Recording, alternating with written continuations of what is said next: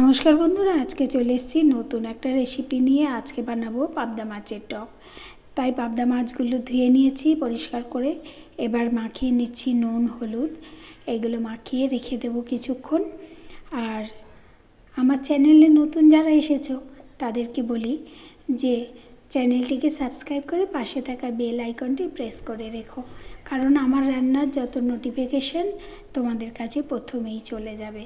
আর তোমাদের আমার চ্যানেলে নতুন আসার জন্য অনেক অনেক ধন্যবাদ, শুভেচ্ছা। আর পুরাতনদের বলবো অনেক বেশি ধন্যবাদ, কারণ আমার সব সময় পাশে থাকার জন্য, এইভাবে পাশে থাকার জন্য, আমার রান্নার উৎসাহটা বাড়িয়ে দেওয়ার জন্য নতুন পুরাতনদের কাছে কৃতজ্ঞ আমি। যাই হোক, আমি ঢ্যাঁড়সগুলোকে এবারে এইভাবে দুভাগা করে নিয়েছি। আপনারা যদি কেউ ঢ্যাঁড়স না খেতে চান তাহলে বাদ দিয়ে স্কিপ করে মশলাটা যেমন করছি সেইভাবেই করবেন। আমি নিয়ে নিয়েছি সমান সমান নেব। 1 চামচ যদি পোস্ত নিই, 1 চামচ কালো সর্ষে নেব। আমার মাছ অল্প, আপনাদের বেশি হলে পরিমাণটা সেইভাবে বানিয়ে নেবেন। আমার মাছ ছিল 4 পিস। এবারে 2টো টমেটো নিয়েছি। আমি যেহেতু টক করবো, যেহেতু 2টো টমেটো নিয়েছি, টমেটো 2টো নিয়েও পেস্ট করে নেব। মাছগুলোকে এভাবে আমি ভেজে নিচ্ছি। তবে পাবদা মাছ ভাজার সময় মনে রাখতে হবে কড়াটা গরম হলে অল্প তেল দিতে হবে। আমি আগের দিন বেশি তেল দেওয়ার পরে পুজোর সময় আমার মুখটা পুরো ছিটকে পুড়েই গেল, ছাপা ছাপা ছাপা ছাপা দাগ হয়ে গেছে, নতুন কাপড় জামার মতন। যাই হোক, সেটা যেন তোমাদের ক্ষেত্রে না হয়। পাবদা মাছ, ট্যাংরা মাছ, এই মাছগুলো যখনই ভাজবে তখনই কিন্তু অল্প একটু তেল দিয়ে ভাজবে, তাহলে কিন্তু একটুকু ছেটকাবে না। দিয়ে দিলাম ঢ্যাঁড়সগুলো। মাছ তুলে নিয়ে ঢ্যাঁড়সগুলো হালকা হালকা করে একটু ভেজে নেব, নিয়ে সেগুলোকেও তুলে রাখবো। এইভাবে যদি বানিয়ে খাও না, মনে হবে অনেক দিন পর কি শান্তির একটা খাবার খেলাম। মেদিনীপুরের লোকরা সবাই টক খায়, কিন্তু আমরা অনেকেই খাই না।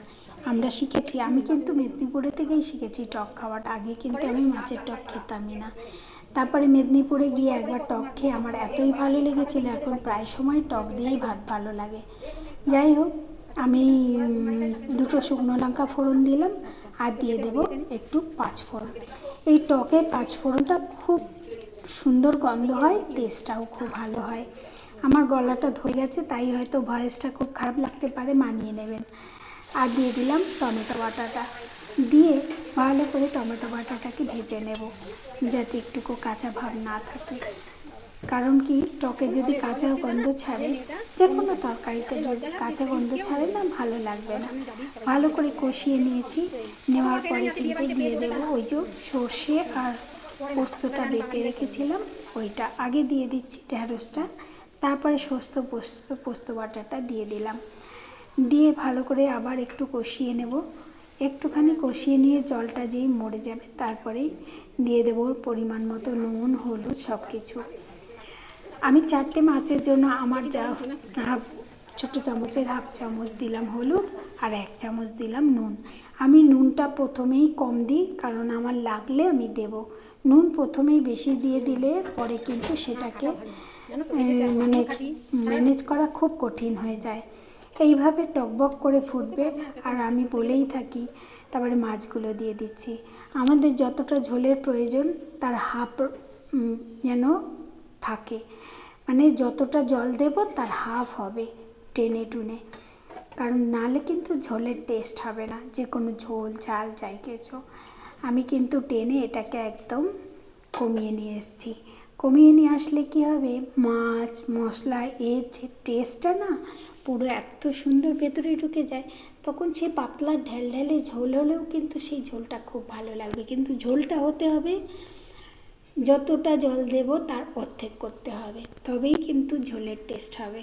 আমার ক্ষেত্রে তাই হয়, তোমাদের ক্ষেত্রে কি হয় আমি জানি না, জানিও। তোমাদের ক্ষেত্রে যদি এর থেকে ভালো কিছু হয় আমাকে অবশ্যই জানিও। আমি শিখতে সবসময় রাজি আছি। আজকের রেসিপি দিয়ে শেষ করলাম। পরের রেসিপিতে আবার তোমাদের সঙ্গে দেখা হচ্ছে। কেমন? সবাই ভালো থেকো।